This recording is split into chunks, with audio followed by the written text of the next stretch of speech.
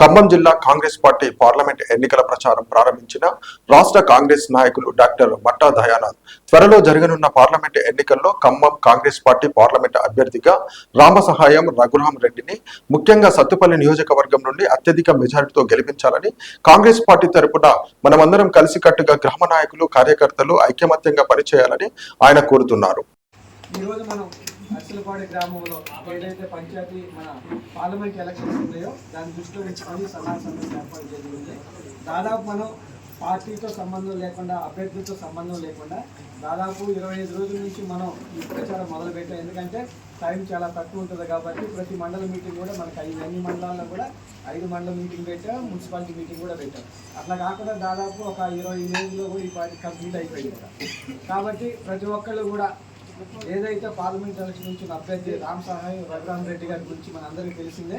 తెలుసు ఆయన గురించి మన రఘురాం రెడ్డి గారి జీవిత చరిత్ర ఏంటంటే వాళ్ళ ఫాదరే సురేందర్ రెడ్డి గారు చెప్పి ఎంపీగా 4 సార్లు గెలిచారు.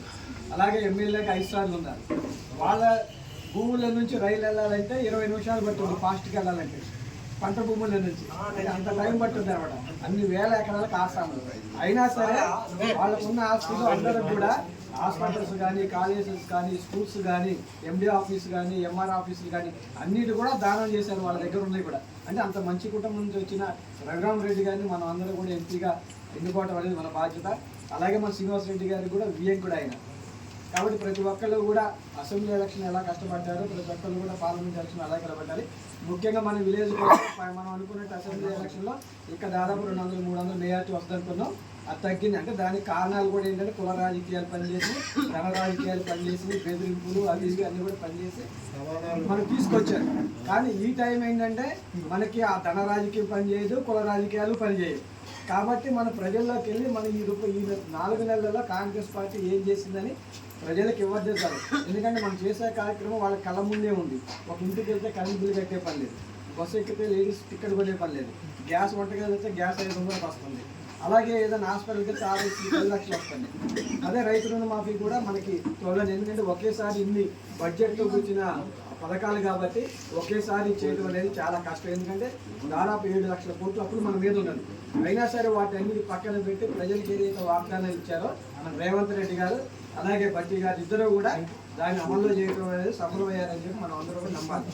ముఖ్యంగా ఎవరైతే చిన్న చిన్న గొడవలు ఉంటాయో అవన్నీ కూడా పక్కన పెట్టి మనకి విలేజ్ లెవెల్లో ఎవరినైనా మనం చేర్చుకోవాలంటే పక్క పార్టీ వాళ్ళలో ఎవరు ఉంటే మనకి లీడర్స్తో పని లేదు. మనకు ఓటర్స్ ఎవరున్నా సరే మీ అందరి సమక్షంలో చేర్చుకోవడంలో నాకు ఎలాంటి అభ్యంతరం లేదు. ముఖ్యంగా ఓటే చెప్పేది మనకి ఏ ఎలక్షన్ అయినా సరే, పంచాయతీ ఎలక్షన్ కానీ, ఎంపీటీసీ ఎలక్షన్ కానీ, జెడ్పీటీసీ ఎలక్షన్ కానీ, సొసైటీ కానీ, మీరు అందరూ కూర్చొని మీ గ్రామంలో ఎవరైతే సర్పంచ్కి మంచిగా ఉంటారో, ఎవరైతే ఎంపీటీసీ కావాలో, ఎవరైతే జెడ్పీటీసీ కావాలనేది మీ మీద వదిలి పెడతా తప్ప నేను సొంతంగా ఏ నిర్ణయం తీసుకోవాలని మీకు తెలియజేస్తున్నా. అది మీ నుంచే రావాలి. ఏదైనా అభ్యర్థి కూడా మంచి వాళ్ళు మీరు ఎన్నుకున్నట్టయితే అందరూ కలిసికట్టుగా పనిచేస్తారు.